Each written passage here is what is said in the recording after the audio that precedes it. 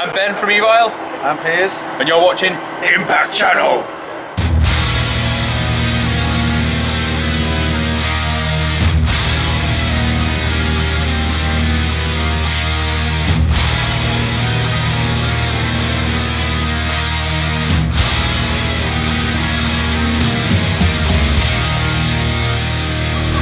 Hi everybody, here we are today with Piers and Ben from Evile.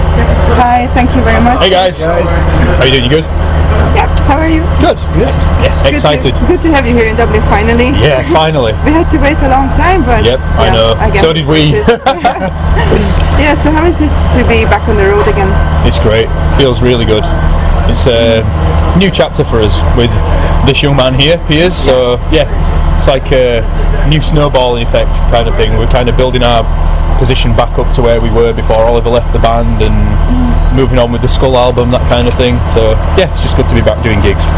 And how do you feel so far? It's brilliant, absolutely brilliant. Everyone's really nice, usually. Usually. Apart from when he told me my shoes had paint on them earlier on. See? Yeah, shoes. Yeah. Shoes are covered in shit. Yeah, they're lovely people, great to work with. I think from the start it was a pretty good connection straight away. Yeah. It all got on really well. It's very natural. Yeah. And I started listening to Evile when I was 14, so it wasn't the stage that I thought would happen in life, but it has, and it's brilliant. And what do you think, what new does your style bring to the band? Well, at the minute it's hard to say because I'm trying to play what was on the albums as exact as I can to kind of keep that sound going, but kind of put my own spin on it in places and my own sound. But I think to answer that question properly, it would have to be how I put a stamp on the bits I write when we start writing all together for the next album. I think would be the best way. And are there any plans for that already? Yeah, we started writing a few ideas. Nothing set in concrete or anything, but it's certainly moving forward. We've all got our own ideas, and we will be doing something sooner rather than later, I hope. But we're just trying to concentrate on Skull because the album never got a decent airing when Oliver left the band. The kind of touring just ended for it, and it was only a couple of months before it, after it came out. Sorry, so.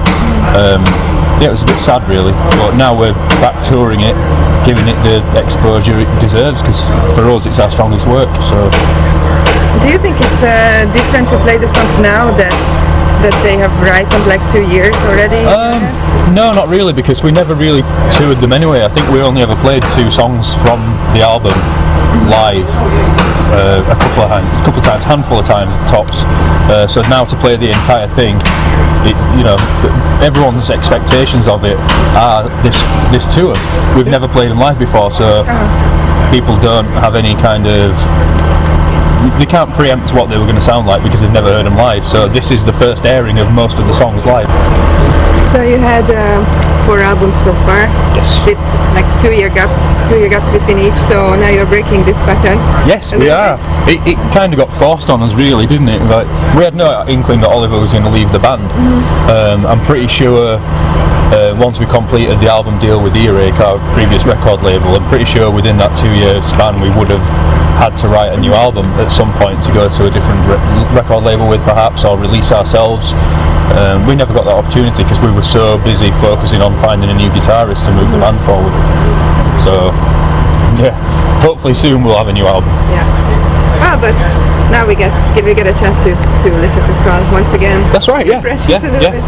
Hopefully people have had a lot of time to listen to it and enjoy the songs and digest it. So when they get to hear the live versions of the songs, we'll do them justice. Yeah. Definitely.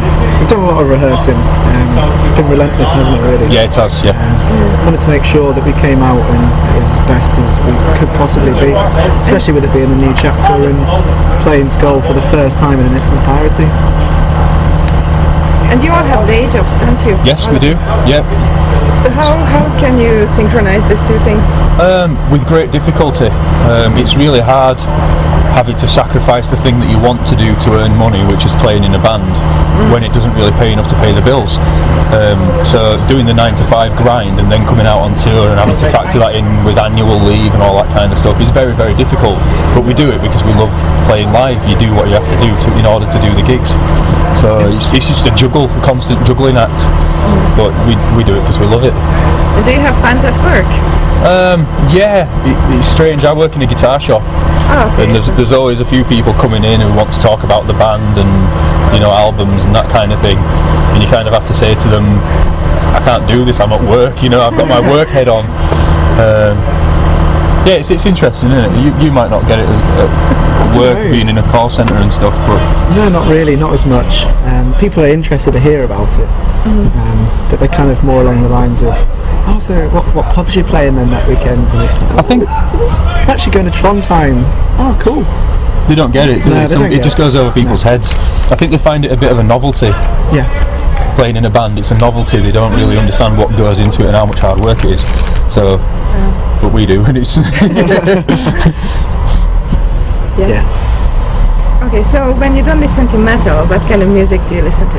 Oh wow, I listen to anything. I got brought up on 1950s rock and roll from my parents, and I've played that kind of music with different bands, and I like my kind of cheesy hair metal and stuff like that, all the guilty pleasures. But yeah, I'm not allowed to listen to them while I'm touring with Evile. Otherwise I get the piss taken out of me. I listen to anything. What about you? It's a really difficult question. Anything from like jazz, blues, quite like listening to that. Film music especially, like Hans Zimmer stuff. I really like his scores, so I like to sit and listen to that. Chilled out stuff, and then I love all the sub-genres of metal, really into death metal, black metal, all of that kind of stuff. So yeah, just however I'm feeling, that's what I go for. I think you can take influence when you're writing from so many different genres. You can't afford to be blinkered. There's a lot of people who are blinkered and only listen to one kind of genre of metal or one kind of rock or anything. I don't think you get any benefit from that. As a musician, you've got to take in influence from everything, otherwise you never learn. Yeah. Very good point. And do you follow the metal scene, the updates? Do you know any new bands? We try to. It's difficult because we're so immersed in what we're doing, trying to get the songs rehearsed to a good standard. And when you're playing metal all the time, I find it difficult to listen to metal. I like to turn my brain off and listen to something completely different, or go and play on some video games or whatever. And plus, we've been out of the game for 2 years, so there's a lot of bands that have come up in the meantime while we've not been playing gigs, that all of a sudden are doing the gigs that we used to do. So yeah, it's got busy and the scene is alive and well. It's just that we've not been a part of it for a couple of years. Yeah, that's pretty fair. You know a lot more new bands than I do. Well, I live in Leeds, which is quite a busy city, and there's a lot of bands that are coming through. So where I can, I will go and find them. My old band was in that up and coming scene, so I know quite a few of them that are still doing the same circuits. So when I can, I always go out and support them, have a laugh with them. Sometimes go out as guitar tech for up and coming bands. So yeah, just wherever I can, listen to new stuff. People give me CDs and have a listen. It's always cool hearing it, but same as Ben said, if you're doing metal constantly, like we've been rehearsing 4 times a week recently, haven't we? So you just get to that point where you're thinking, I need a break from listening to noise in general. You just want to sit in a room and watch a film. So yeah, it really depends on the day and how you're feeling, who's coming round and what's on. What do you think, in what way does Evile contribute to this thrash metal renaissance that we live in at the moment? I think we do it very honestly. We're not the kind of band that'll, I don't know, we don't kind of have that light-hearted, fun aspect like a lot of the thrash bands do. I don't know how to describe it really. It's very genuine. We play what we mean. You know, there's a very obvious kind of weight behind the music. It's very kind of force-led, driven.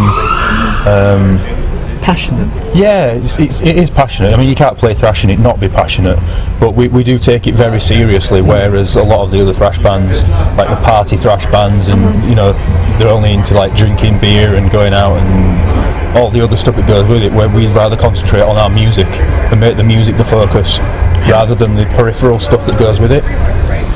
Yeah, I think that's. I don't know how else to describe it. And you can even hear that, like especially on Skull, that's a little bit like dark. Even. Yeah, I think so. Yeah. So it's not typical. We took in a lot of death metal elements and not grind elements, but bands like Entombed and things like that. We kind of drew on that kind of influence for this album because it's something we've never tried exploring before.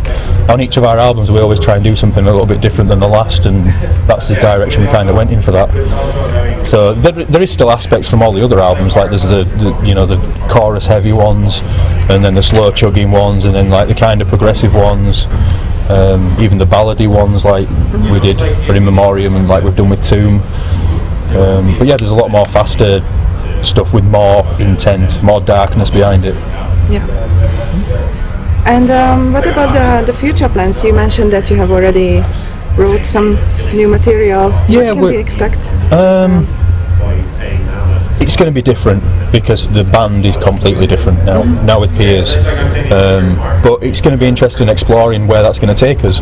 We might start writing really stupid fast thrash, we might start doing more melodic stuff, we don't know because we've not written it yet, but we've got the ability now within the band to have a democratic argument about it, and that's what we're looking forward to because we're in a position we've never been in before.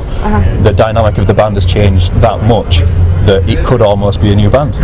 We're still going to keep playing the old material, but where we go next, we don't even know. We're just going to jam stuff out until it feels right for us, and then we'll know. I think it'll be quite collaborated compared to how you described writing before. I think we're looking to get in a room all together and sit down and throw ideas around. Like a couple of rehearsals ago, just did a stupid little lick. It sounds great. And it sounds great, and we've just been jamming that every now and again. Keep joking that we're going to put it in the next album, but inevitably it probably will. Yeah. Generally, the feeling in the band is if we're just jamming something in the rehearsal room and it feels good, then it genuinely is, So if it feels right, we go with it, and if it doesn't, then bye bye. I think we're not consciously writing, so we're not over-analysing things. If something randomly comes out and it sounds good, chances are it is because we're not trying for it to come out and everyone just gets into it and you've just got that, I like that behind it straight away. We're not giving ourselves a time frame for it. It happens when it happens and it feels right for us. And you don't have a record label now? No, we don't. No, we're completely free agents. We can do what we want when we want, and that might have its hindrances as well. But it's nice to have the band doing the work. We iron stuff out between us before we go any further with things, and it's good like that. I like that way of working. Okay, so you keep it that way for now? For now, yeah. I mean, ultimately when there is an album that's written and completed, then, in terms of distribution and getting it out there, we will need the help of a label. I'm sure we'll do something around that time, but it's not a priority right now. The priority is taking this album where it should be, getting ourselves back to the top of the game and getting to places that we've never visited before. So South America, possibly Australia, we want to get to Japan, places in Europe we've never been, just keep the ball rolling and to a Skull as much as we can. Great. You mentioned all these new places you want to go to. And what about the previous ones? Was there any place that was really special for you to play at?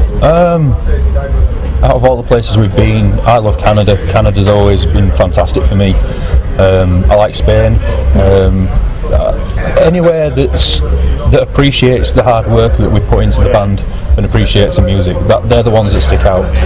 We've kind of played the UK so much, and we've kind of saturated the gigs here. So to play Europe and to play further afield, that's our objective, I think, now. Where's your biggest fan base, by the way? We don't know. No? We don't know. The UK is huge for us, but we've been told that we've got a huge fan base in America from when we toured in 2010. So it'd be great to get back to North America and do another couple of tours there, go back to Canada.